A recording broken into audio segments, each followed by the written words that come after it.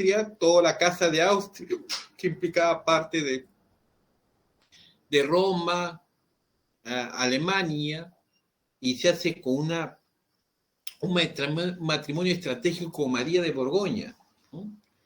Ellos tienen el Felipe Hermoso, hijo de Maximiliano, que tiene parte de Italia y los Países Bajos, con Juana la Loca, con España, los hijos de la reina. Imagínate esa unión familiar. Y ellos son los que tienen un hijo que se llama Carlos I de España, es porque es la casa de los Habsburgo, el primer emperador en España de la casa de los Habsburgo, pues dice Carlos I de España, pero Carlos V en Alemania, ¿ya? El emperador Isabel era su esposa, la reina de Portugal, ¿ya? Entonces hizo una alianza, pero poderosísima. ¿Contra quiénes estaban? Contra los Borbones franceses y los ingleses, ¿ya? Contra los Luis que estaban ahí en Francia. Sus grandes enemigos han sido Francia y Inglaterra. Pero el reinado, el imperio franco, germánico, romano, y anexando a los Países Bajos, pues era poderosísimo ese gran imperio, que es el que llega acá en el Perú, ¿no? Y se forman los reyes de la Casa de Austria acá en España y en el Perú. Carlos I, Felipe II, Felipe III, Felipe IV y Carlos II, que tuvo graves problemas porque se casaban entre sus primas, todos con sus primas hermanas. Y esto produjo primeramente que se pronuncie más el pronatismo que tienen en sus mentones, y también algunas enfermedades, eran problemas reumatológicos y también de tipo mental, como lo tuvo Carlos II, un personaje que no podía tener hijos, que era importante tener hijos, pues hubo una decadencia de Carlos II, y ahí recién entran los Borbones. Sobre este ingreso lo hablaré en otra clase. Pero miren cuántos emperadores tuvimos. 1, 2, 3, 4. Recuérdense de Carlos I, ¿no? Y los Felipe II, Felipe III y Felipe IV, ¿ya? Felipe por este personaje, Felipe el Hermoso. Él era el primero, y acá viene Felipe II, sigue el nombre de su abuelo, Felipe III, Felipe IV, y retoma la herencia de Carlos I y se pone Carlos II. ¿Ya? ¿Se entendió o no, jóvenes? ¿Sí? Sí. Ya. Sí, profesor. Ya. ¿Cuál es la característica de los Habsburgos? ¿Ya? ¿Cuál fue la característica que llegaron los Habsburgos? Con un criterio totalmente diferente.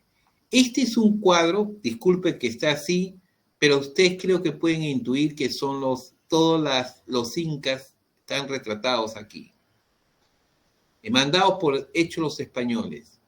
Pero el último inca, Atahualpa, se unen los reyes incas, que ellos consideran como reyes, que comenzaba con Atahualpa, dice que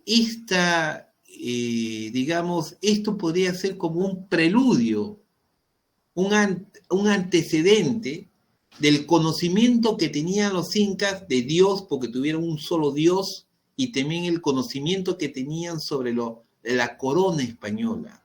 Era una intuición divina que tenían, y por eso formaron un reinado. Y ese reinado divinamente estaba predestinado para que después de la muerte de Atahualpa ingresara Carlos I, ¿ya? Que ingresara acá como rey acá en el Perú. Y después ya de Carlos I sigue Felipe II, Felipe III, Felipe IV y todos los demás virreyes que comienzan a ser parte de la del dominio español, era como un preludio. Entonces, la concepción de Habsburgo, que no lo tuvieron los Borbones, es una concepción de continuum cultural, de continuación cultural. Es decir, continuo imperio se llama, continuo imperio, la continuación del imperio. Y ese concepto de continuación de imperio era porque había un gran imperio inca, que habían reyes, y que simplemente por cuestión divina, quien tenía que suceder por la cuestión católica, cristiana, tenía que sucederle Carlos I. ¿De acuerdo? ¿Sí? Sí. Ya, muy bien. Entonces, la primera característica del imperio de los Habsburgos es el criterio del continuo imperio. La dinastía de los Habsburgos, a diferencia de los Borbones, pondría en una continuación del imperio. Por eso reconocieron a los caciques, incluso van a ver la segunda.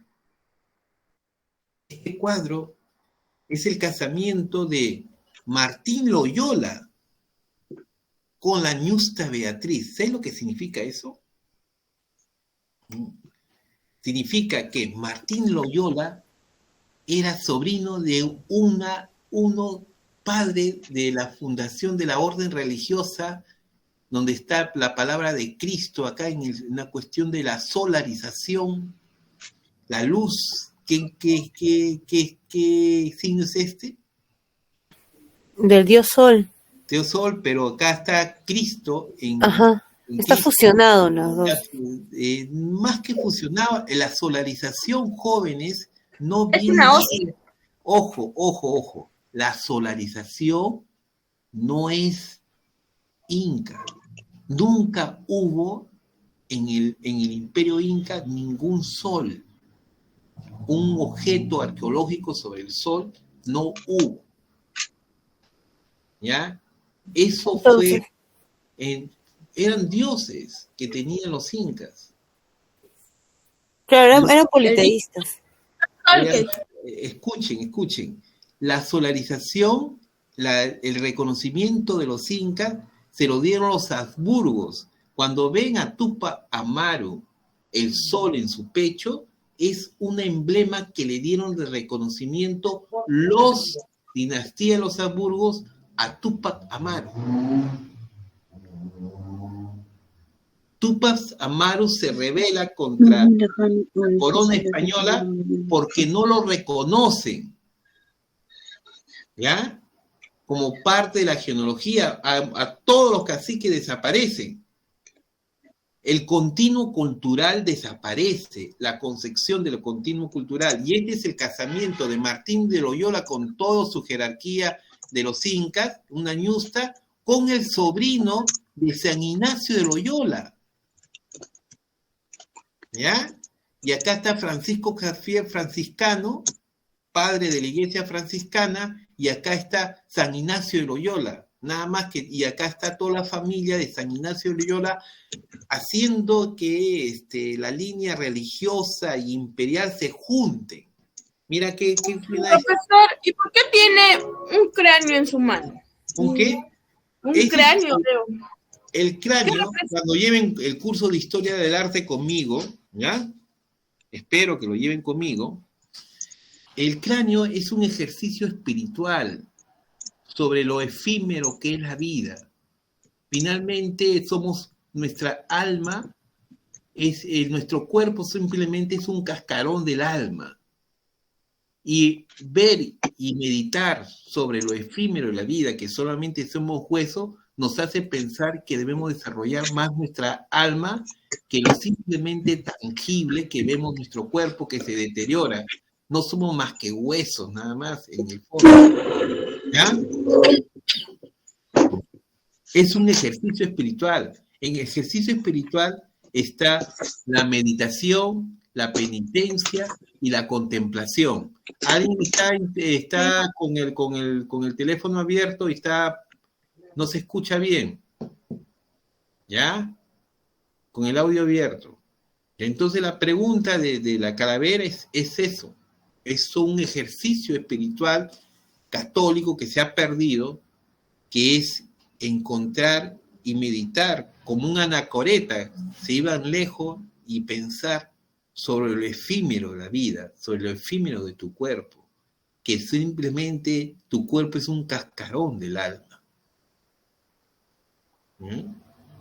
Pero acá lo más interesante es la ideología, como hay un continuo imperio, también en los casamientos, la estrategia de la ñusta Beatriz, con la iglesia, con alguien que también era parte de la iglesia, es como decir que la iglesia se entroniza, la familia de la iglesia se entroniza con el gran imperio, y este es un cuadro de la época, del siglo XVII, en pleno periodo de los Habsburgos. Eso es lo que ustedes tienen que tener en cuenta, ¿ya? ¿Qué otra característica aparte de los Habsburgos, que es el continuo imperio? ¿Qué otra característica? Otra. La formación de castas. Es decir,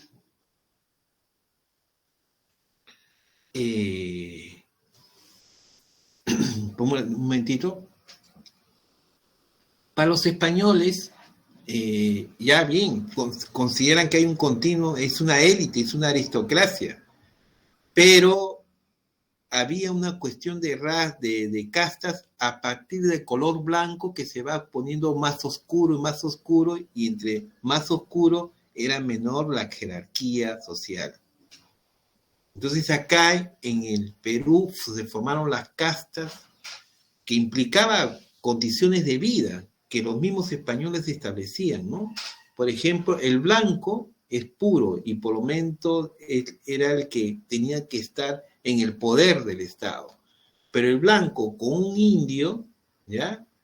Sale un mestizo, ya sale con un color menos blanco y por lo tanto es un segundo nivel de ciudadano. Un tercer nivel era juntarse un mestizo con una negra, sale un moreno, peor ahí la situación. Y si el moreno se casa con una india, pues no te entiendo. Y si es que no te entiendo, se casa, así lo clasificaban, no te entiendo, se casa nuevamente con un negro y dice salta para atrás, se le ponían. Todas estas definiciones peyorativas de todos estos alias que ponían, que son sobrenombres, implicaba también condiciones de trato en la sociedad aristocrática. Entonces, otra característica de los Habsburgos son las castas, ¿ya? La formación de castas. ¿Ya de acuerdo? ¿Ya? ¿Sí? ¿Me están siguiendo o no? Sí, profesor. Ya, entonces estamos viendo que una de las características es el continuo imperio. Es una característica de los Habsburgos. La segunda es la formación de castas. Si bien reconocen a una aristocracia inca, también las demás razas que se han producido es castas. ¿Ya? O sea... La casta quiere decir entonces la unión de razas, ¿no? La combinación de razas. Okay. ¿Ya? Y lo establecían bien. Si era un negro, si era un indio con un blanco, era un mestizo, le llamaban mestizo. Si era un mestizo con un indio, les llamaban no te entiendo. Y si era un no te entiendo, se casaba con un negro, era como salta para atrás. ¿Ya? Tenían denominaciones peyorativas con relación a las combinaciones. Y lo trataban así a las personas según cuando daban las tareas en las encomiendas, lo trataban según, entre más combinados era peor la condición que le daban en el trabajo en las encomiendas. ¿Ya? Eso era la situación.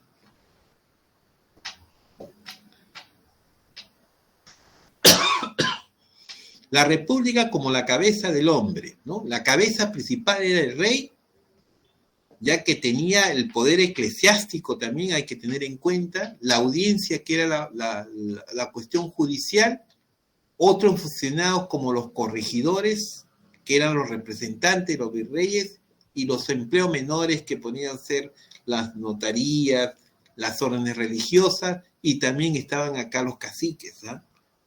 Cosa que desaparece esto en la época de los republicanos, y desaparece también la relación del rey con las órdenes religiosas. No le da mucho apoyo a las órdenes religiosas. Etapa de Austria. Alto grado de autonomía. ¿Por qué dicen alto grado de autonomía? A ver, ¿usted qué se imagina?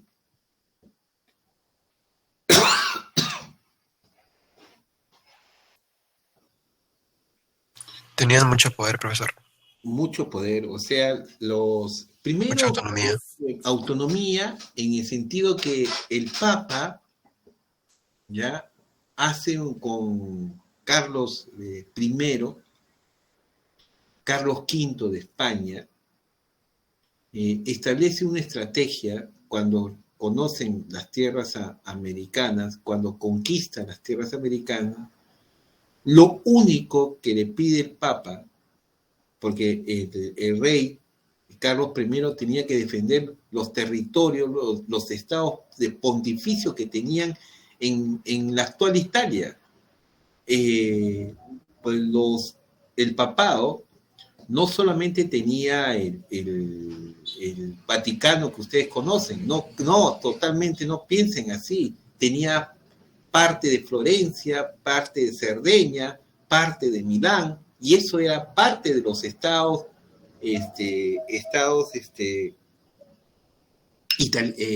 pontificios se llamaban. Entonces necesitaba el apoyo, sobre todo porque tenía la amenaza de Napoleón, que se le quitase.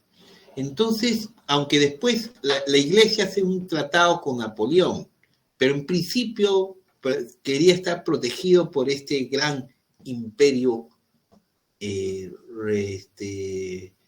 germánico, románico-germánico, ¿no? Que era, y de los Países Bajos quería estar protegido. Y le da toda la facultad al rey, toda la autonomía al rey, para que se llama el real patronazgo, que significa que el rey incluso decidía sobre los obispos y toda la curia eclesiástica de la iglesia, si salían o cómo deberían comportarse en las cuestiones americanas. Los protegía, pero quien decidía de cómo deberían comportarse y hacia dónde debían estar dirigidos sus acciones católicas era el rey. No el papa, sino el rey. Los curas, los obispos, todos no daban cuenta al papa, daban cuenta al rey. El rey decidía sobre su estancia, su estadía y los beneficios que podían tener. Era el rey, no era el papa. ¿De acuerdo, alumnos? ¿Se dio cuenta eso de real patronazgo? ¿Ya? Una real, o sea, y también el virreinato tenía una cierta... El rey, el representante del rey, que era virrey, ya realmente era la presencia, tenía la voluntad de hacer leyes, de aprobar leyes, de hacer justicia, lo que se llamó la Real Audiencia. No estaba consultando constantemente al rey y por lo tanto hubo una autonomía libre en la dinastía de los Habsburgo. La defensa está organizada por el virrey. Se defendían fundamentalmente contra quiénes, a ver, si eran si eran la unión entre los alemanes, españoles y Países Bajos, ¿quiénes eran sus enemigos?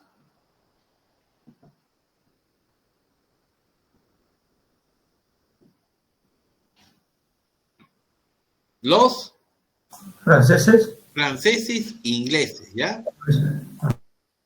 En esta gran empresa conquistadora participaban sacerdotes y comerciantes, ¿ya?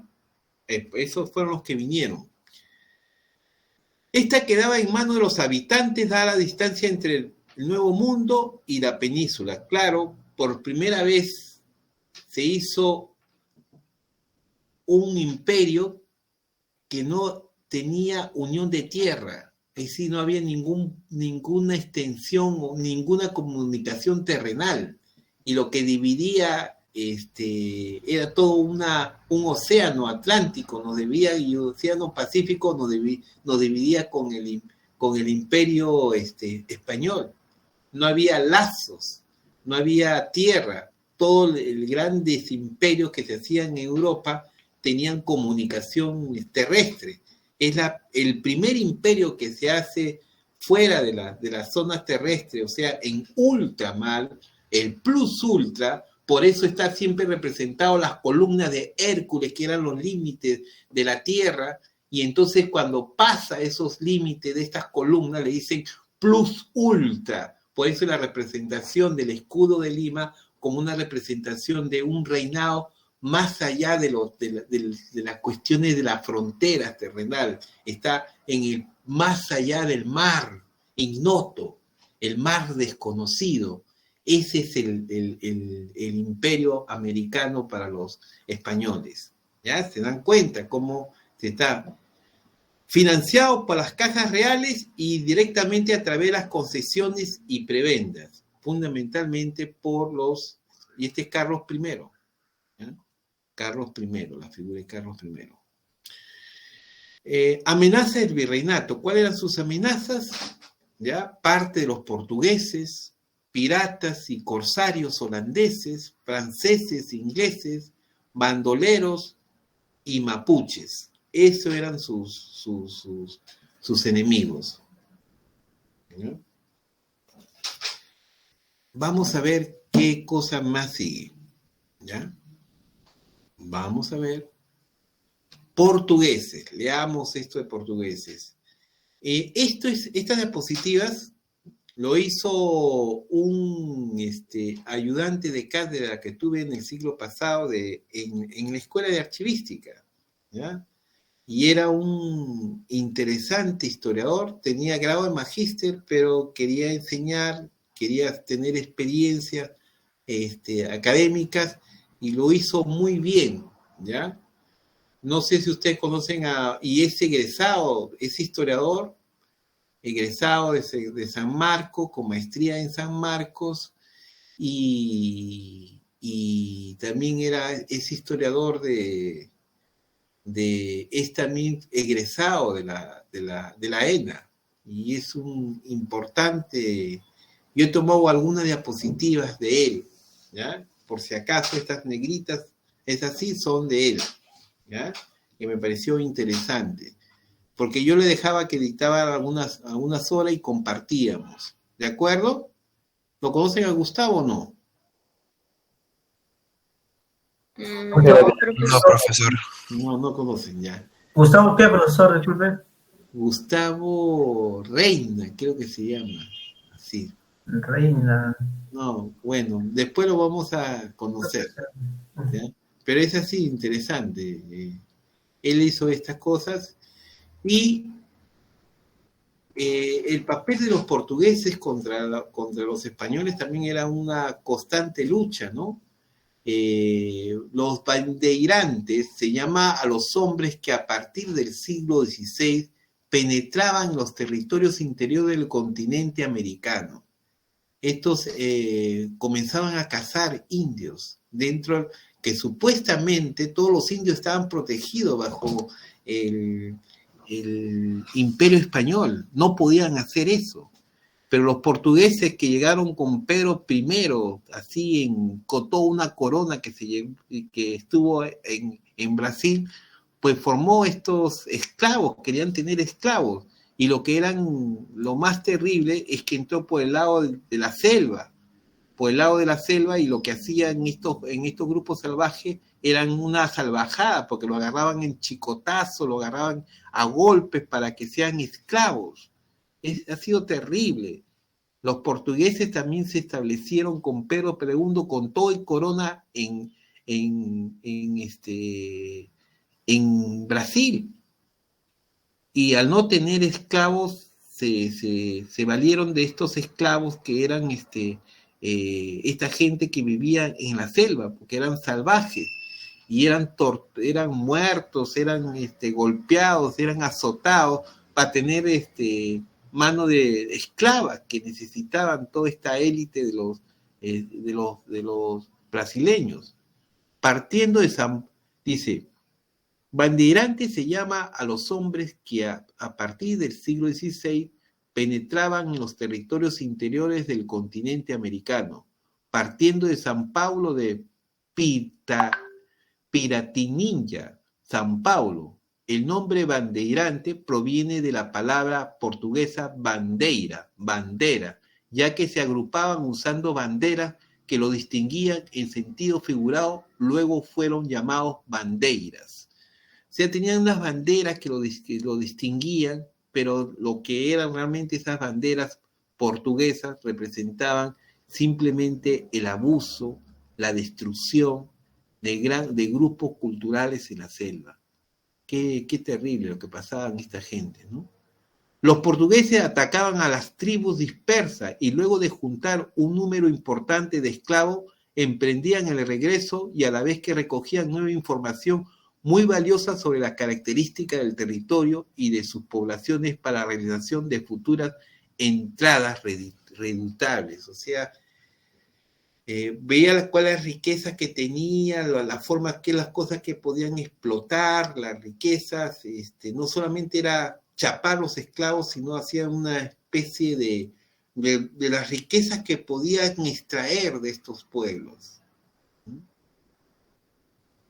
Los piratas y los corsarios, ¿ya? Durante la época virreinal, le correspondió al Callao como primer puerto del virreinato del Perú y asentamiento hispano más importante de la costa del Pacífico sudamericano, jugar un papel realmente importante en la defensa del territorio americano.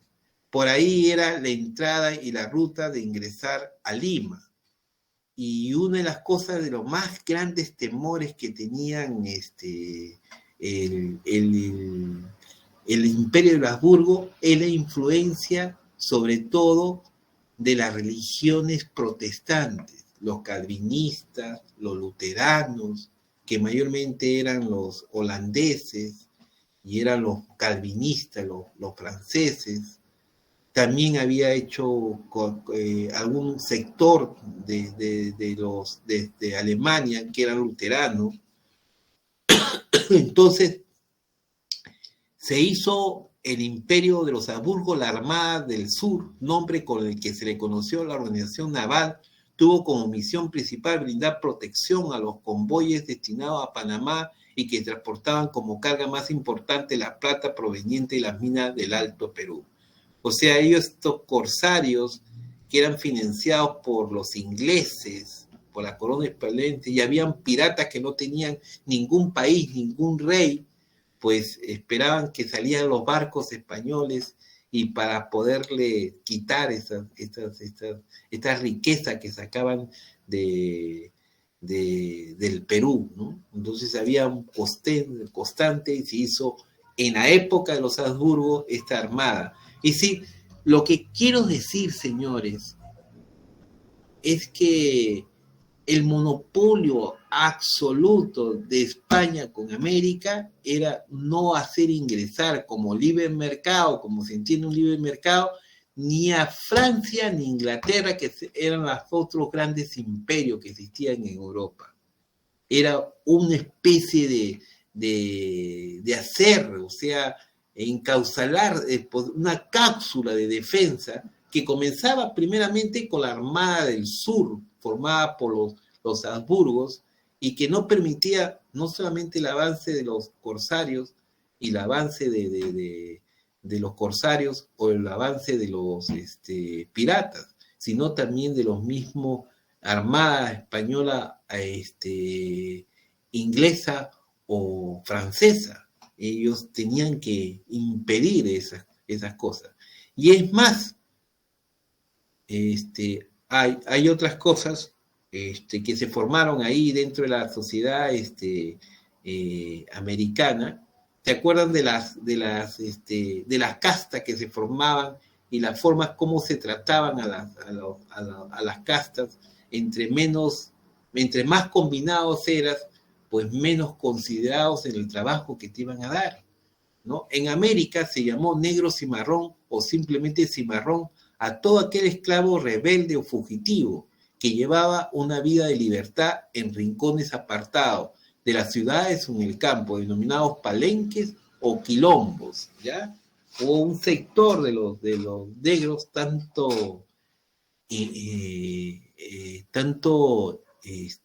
formas tan injustas que recibían, pues decidieron tener una vida independiente, alejado de la ciudad, con algunos robos que hacían ellos a los convoyes españoles, pues de eso vivían los negros cimarrones.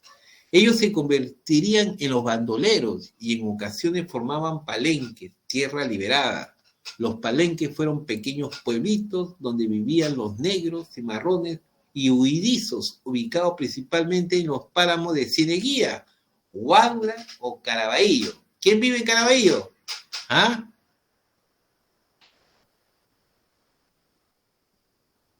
Jóvenes, ¿quién vive en Caraballo? ¿Me escuchan? Pero profesor. Ninguno. Creo que nadie. En el virreinato del Perú hubo en Huaura y cimarrones a mediados del siglo XVI. El virrey envió a unos 120 soldados españoles que incursionaron violentamente en Palenque, matando a todos sus integrantes. Era una muerte así, a lo tipo como le hicieron Tupac Amaru. Era la ley del rey era terrible, ¿no? Y muchos de ellos murieron sin llevarlo a justicia. En el acto morían cuando venían los soldados.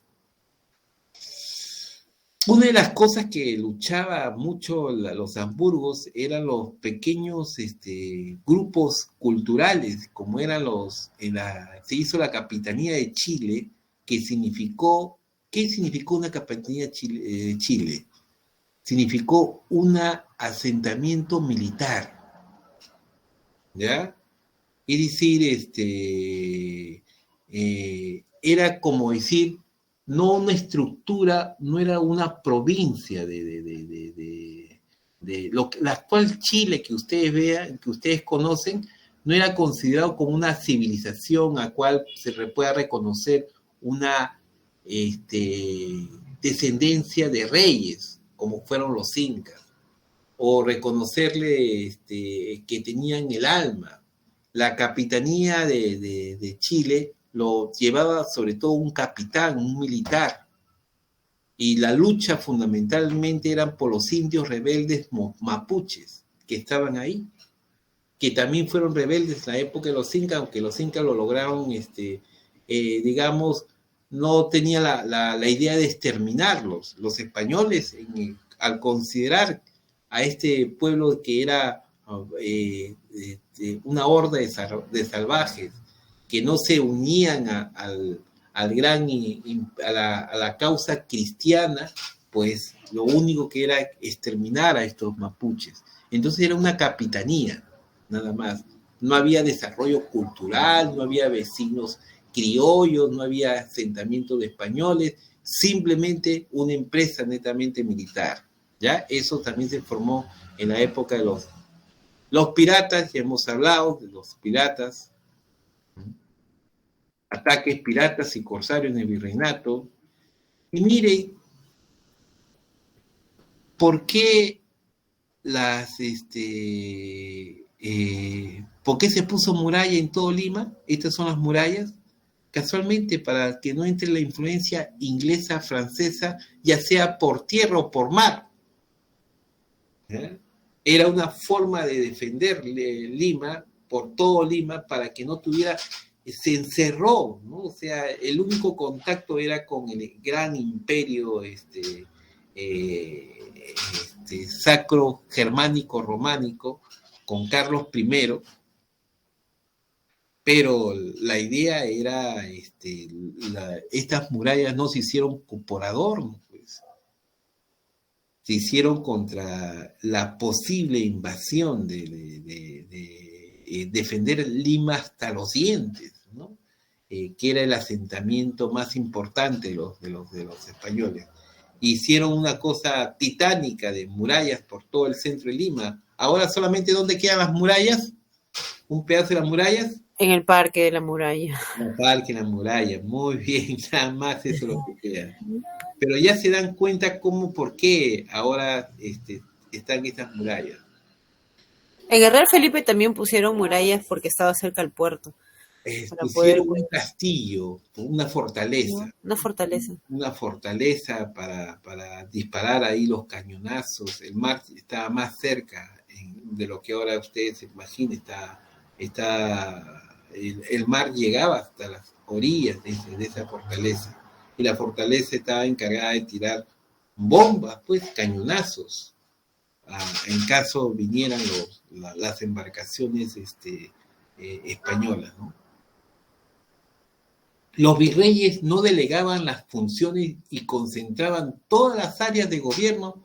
El virreinato peruano concentraba todos los poderes. O sea, no delegaba nunca a los corregidores, a los encomenderos, ni tampoco. Tenía un lugarteniente, el gobernador. ¿Qué es el gobernador?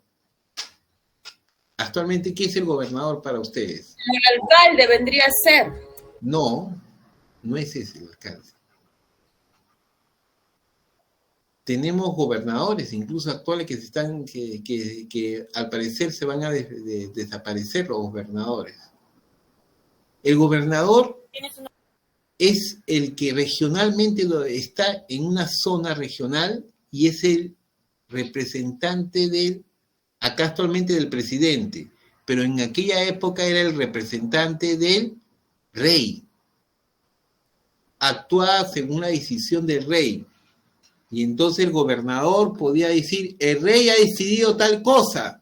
Y todos los alcaldes, capitanes generales tenían que aceptar lo que el virrey había establecido, y quien era el encargado de ejecutar eso era el gobernador, ¿no?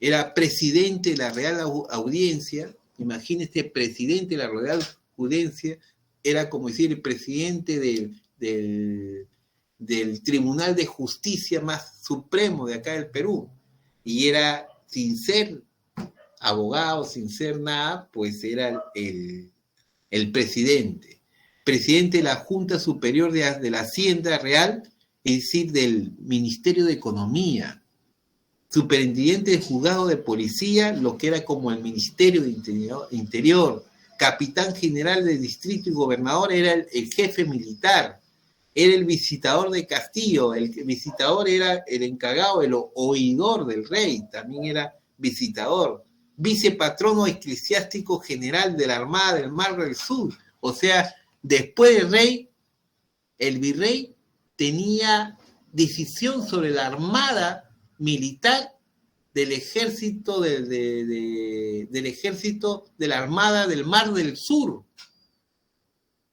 que lo componían españoles, alemanes, italianos, todo eso, un tremendo, vale. Y el segundo después del rey era el virrey. Esa era la característica de los Habsburgos. Y en la época de los Habsburgos, que hicieron una alianza específica. ¿Han visto la película Misión?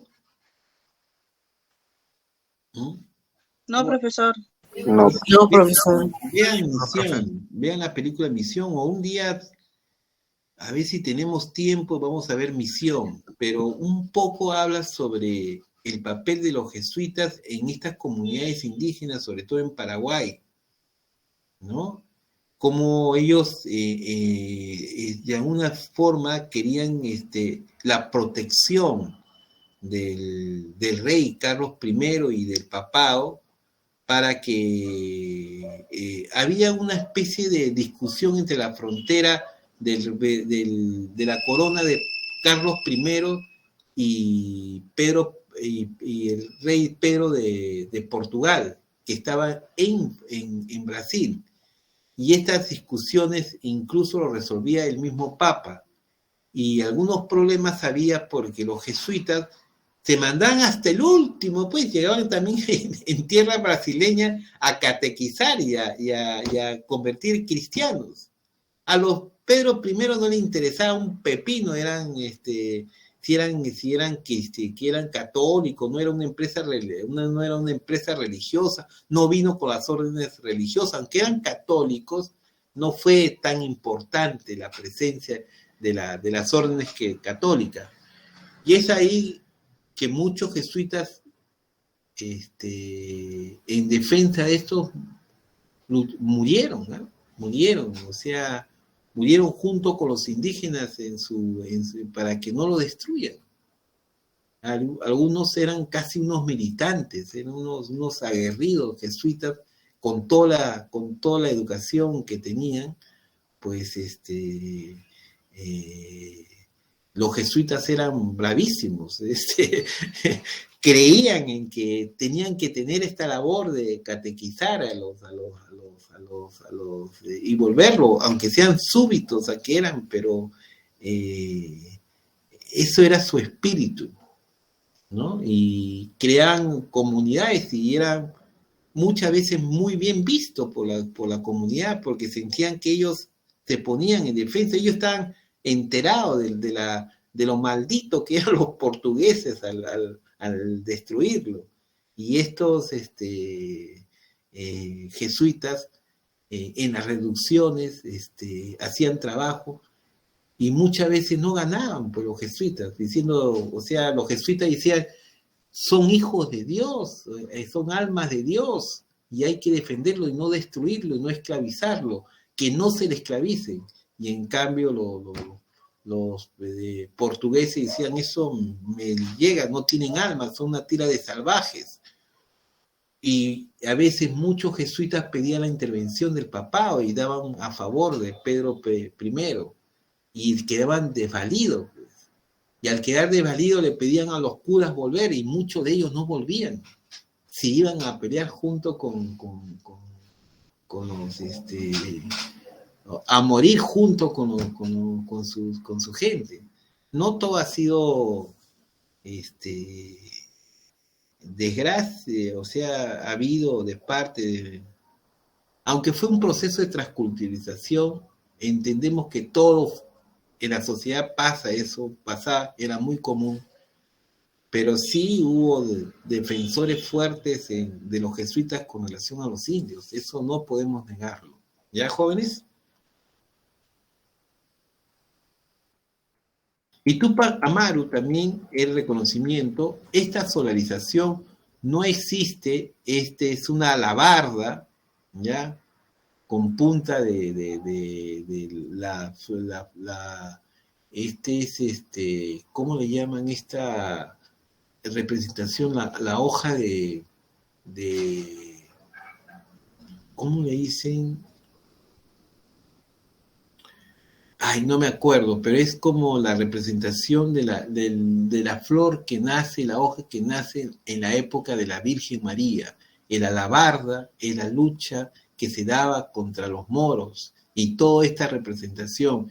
El único que tiene es el vestido típicamente de los caciques, ¿no? Pero tiene el pantalón de los Habsburgos y las medias de los Habsburgos, si se dan cuenta. ¿Ya? No estaban contra los Habsburgos, sino cuando llegaron los Borbones, eso fue su rebelión. Y entonces vamos a encontrar en los archivos, ¿qué cosa? Informe de los jesuitas de las reducciones de los indios sobre sus actividades. Vamos a encontrar otras cosas, las alianzas estratégicas entre los caciques y los representantes de los criollos españoles. ¿Qué más vamos a encontrar? ¿No? La lucha por reconocimiento de ser familia de los incas a través de los Habsburgos. Vamos a encontrar un montón de documentación en ese sentido. ¿Ya? La flor de lis era, profesor. La flor de lis. Muy bien. ¿Y acá qué pasó? Ya no tengo más.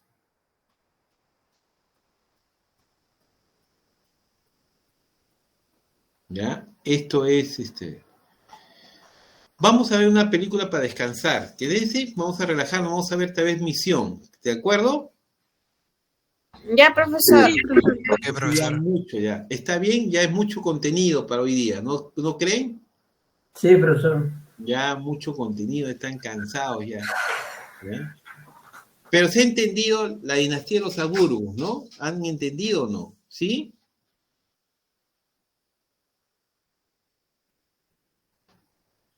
¿Sí, jóvenes? ¿O hay una confusión?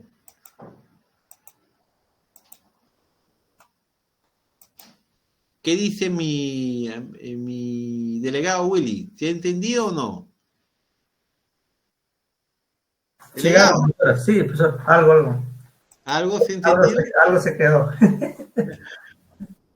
Pero con las diapositivas se va a entender mejor cuando lo repases, ¿sí? Sí, profesor. Ya. Recuerda, ¿no? Los Habsburgos, fundamentalmente, continuó un imperio, el reconocimiento de una genealogía inca. ¿Qué otra característica tiene la cuestión de las castas? Si bien reconocen una aristocracia, la gente está dividido por clases sociales a través de las razas. ¿Ya? Se forma una cuestión muy clasista de las razas. El tercer Desde ahí viene la discriminación, profesor. claro, de ahí viene la discriminación, todo el racismo viene de ahí. Todo el racismo y todas las cosas racistas viene desde ahí. Es decir, hay doble discurso, ¿no?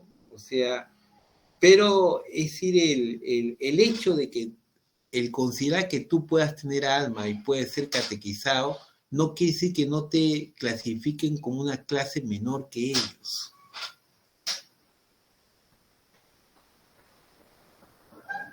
Que incluso era tanto la explotación, aunque a los corregidores, a los encomenderos que le encomendaban a los indios, era para que los cristianice e incluso los eduque, cosa que no se convirtió, pero nadie sabía sobre eso. ¿Y quién fue en la época de los Habsburgos, a través de dibujos, quería protestar sobre la situación de que sus súbditos no eran protegidos? ¿Quién fue?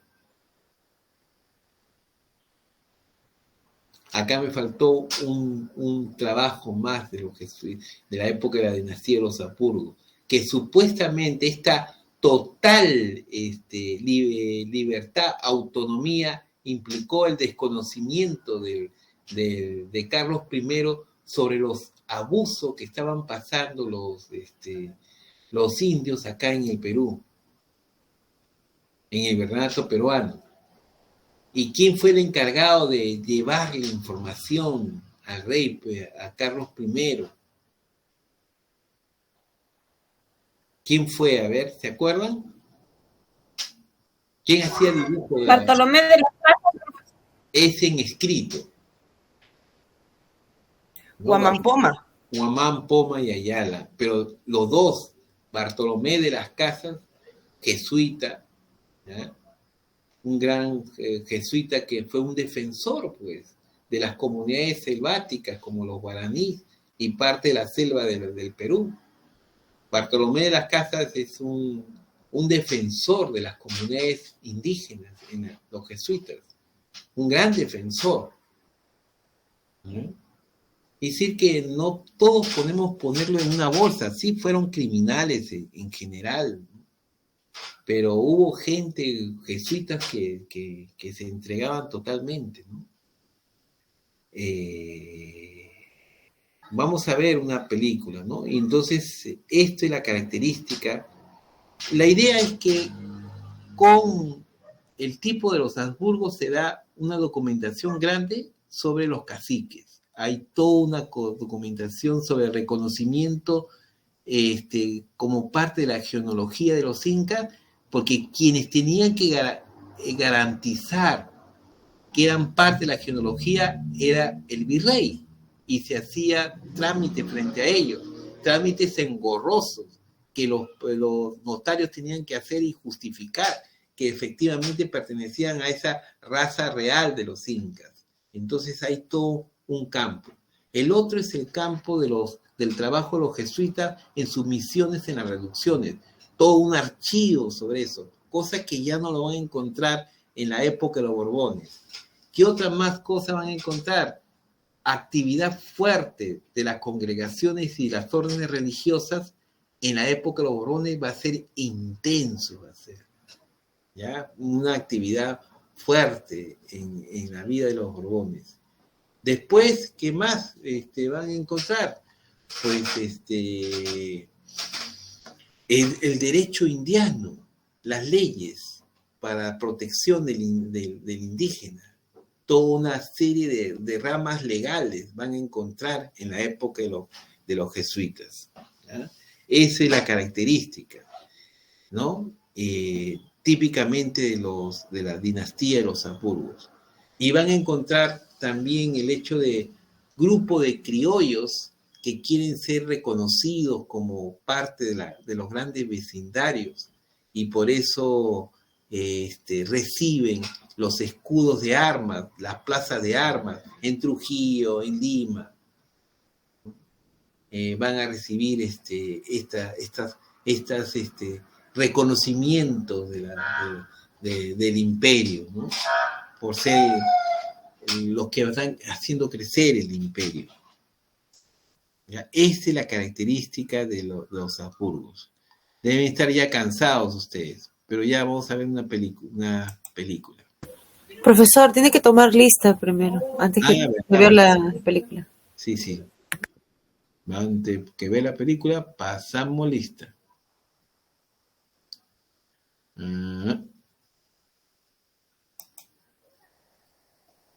Ya, vamos a pasar lista.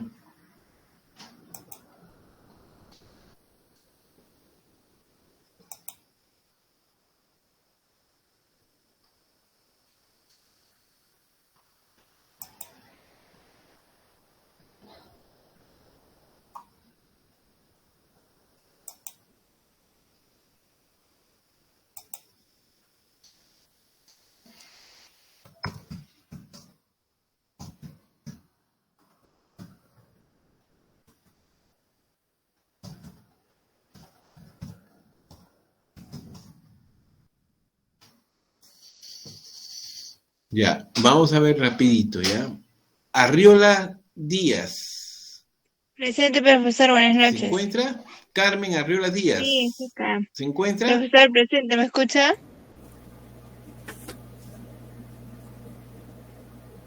Profesor, ¿me ¿Sí? escucha? ¿Se encuentra o no? Profesor, presente, ¿me escucha? Profesor, sí está presente, le está hablando. Ah, ya. No, pues, no le escucho yo. Valeria Vanessa Barrientos. Buenas noches, profesor, presente. ¿Se comprendió la clase? ¿Sí? Sí, profesor. Ya, gracias. Gracias. Ellen Cabral Ortiz. Presente, profesor, buenas noches. ¿Se comprendió la clase? ¿Sí? ¿No hubo problemas? Sí, profesor, todo bien. Alistar Jonathan Cayusani Condori. Presente, profesor, buenas noches. ¿Se entendió la clase, joven? ¿Sí? Sí, profesor, sí. Claro. Daniel Benjamín Carrasco Álamos. ¿No está Daniel Benjamín Carrasco Álamos? ¿Sabe algo, delegado? Profesor, está en camino a su casa, posiblemente se le corte porque va en el Metropolitano. Ah, ya. Sandra Pamela Cerdeña González. Profesor, pero Daniel sí está conectado, profesor. Ya, pero Sandra Daniela, ya pasamos Daniel. Sandra Pamela Cerdeña González. Sandra. ¿Se retiró? No, ese alumno ya no está, profesor. ¿Ya? Ese alumno ya no está en el grupo. Ya no Se está ha en el retirado, grupo. profesor. Ya se ha retirado. Adriano Alonso Choque Chihuincha. Adriano Alonso Choque Chihuincha. No está conectado, profesor. ¿Ah? No está No está conectado. conectado. Marvin Vidal Córdoba de la Cruz. Buenas noches, profesor, presente. ¿Se comprendió, joven? ¿Sí? ¿No hay Sí, problema? profesor. Karina Claro, Lisset, profesor. Karina Lisset Portal, si algunos no han comprendido algo, me lo hacen saber, por favor, ¿ya? Karina Lisset Dávila Portal. Buenas noches, profesor, presente. ¿No hubo problemas? No, profesor, todo bien. Janet Durán Vaca. ¿Está presente en chat? ¿Qué dice? ¿Está en el chat, profesor? Sí, profesor, está en el Está chat. presente, ya. Enrique Tony Espinosa, Alatrista. Presente, profesor, buenas noches. ¿Te comprendió, joven? ¿Sí, todo? Sí, profe, sí se comprende todo. Carmen Emilia García Vives. Presente, profesor. ¿No hubo problemas? No, ninguno, profesor. Richard Rosendro Guamán Díaz.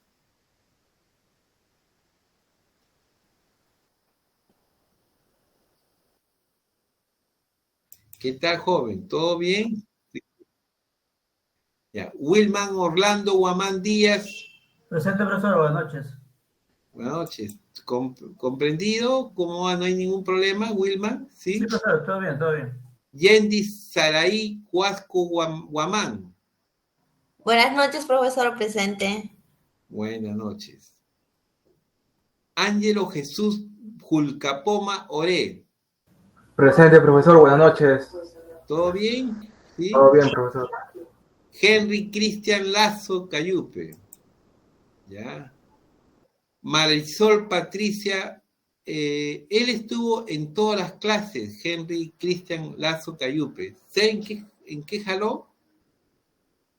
En que no presentó su trabajo. ¿Ya?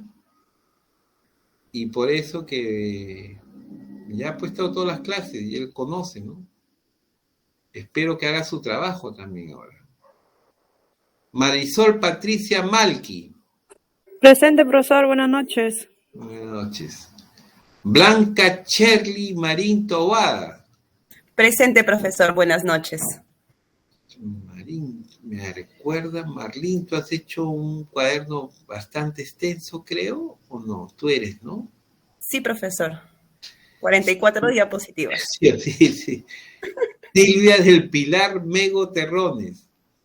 Buenas noches, profesor, presente. Buenas noches. ¿Todo bien, Silvia? ¿Sí? Sí, profesor. Carlos Camilo Milla Morales.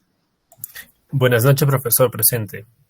¿Todo bien, mi estimado Carlos Milla? Profesor. Sí, profesor.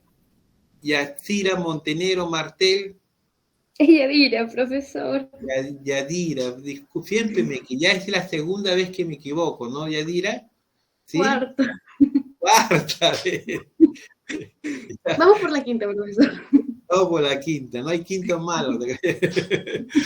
Johanna, ¿todo bien, Yadira? ¿Sí? Sí, profesor. Ya. Claro. Johanna María Nunayali Vargas. Presente, profesor, buenas noches. La familia Vargas, debe ser mi familia entonces. Claro. Claudia Popori Querar, la chica bien puntual y observadora. ¿Está acá, Claudia? Profesor, buenas noches. Sí, presente, profesor. ¿No hay problema? ¿Todo bien, Claudita? Sí, profesor, todo bien, gracias. Leonardo Rojas Castillo. Leonardo Rojas Castillo. Está en el chat, profesor. Ya, en el chat está. Ticedé Lenca Cristina Cifuentes Correa. Buenas noches, profesor, presente. No hay problema, no contigo, ¿no es cierto, mi estimada? No, todo bien, profesor. Gianmarco Simón Collantes. Buenas noches, profesor, presente. ¿Todo bien, estimado Gianmarco? Sí, profesor. Tatiana Paola Turpo Chuchón. Presente, profesor, buenas noches. También a veces me suena como el virrey Chunchón. Pedro David Urbano Rojas. Buenas noches, profesor. Siempre te pregunté si eras familia de gran retablista del Perú, Urbano Rojas, ¿no? Claudia Abigail Villarrubia Viveros, también. Presente, profesor. Muy atenta a ella, siempre Claudita. ¿Sí? ¿Todo está bien? ¿Todo se comprendió, mi estimada Claudia? Sí, Claudia. profesor, todo bien. ¿Todo bien? Sí, profesor. Edgar Daniel Villaseca. Buenas noches, profesor, presente. ¿Todo bien, mi estimado? Sí, profesor, todo bien. Patricia Nelly Zorrilla Fernández. Profesor, mi compañera Patricia se ha retirado del ciclo. Del ciclo, ya. Profesor, disculpe, no sé si me ha llamado Choque y... ¿Cómo te llamas? Choque. Es que ha habido a abrir la puerta a mi tía que estaba viniendo en taxi. Ya, felizmente Disculpe. que te marqué aquí. ¿Ya? Ya no hay más. Zorrilla falta y Cerdeña, González, Sandra, Pamela. ¿Dónde está? Guardar. ¿Desea guardar asistencia? Sí. Listo. Asistencia correcta. Bien. Ahora, tenemos casi 40 minutos. Vamos a poder pasar y a ver si llegamos a pasar.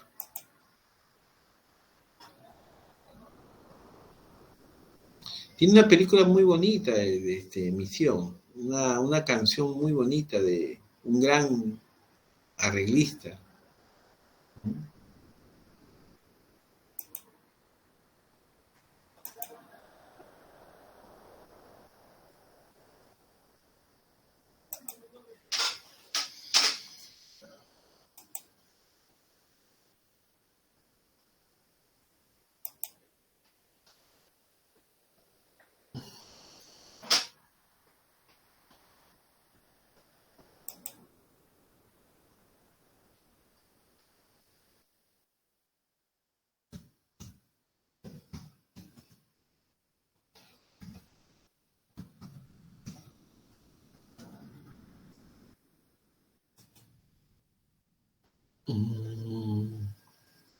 Tiene 2 horas, pero a ver, vamos a ver. Bien bonita.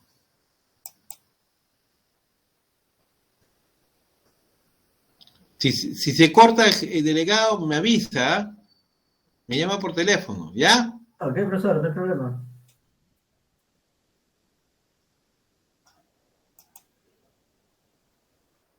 Profesor, disculpe, me había ido un ratito a los servicios. Una consulta, ¿qué indicó, disculpe? ¿Ah? ¿Qué indicó, disculpe? Me fui un ratito a los servicios.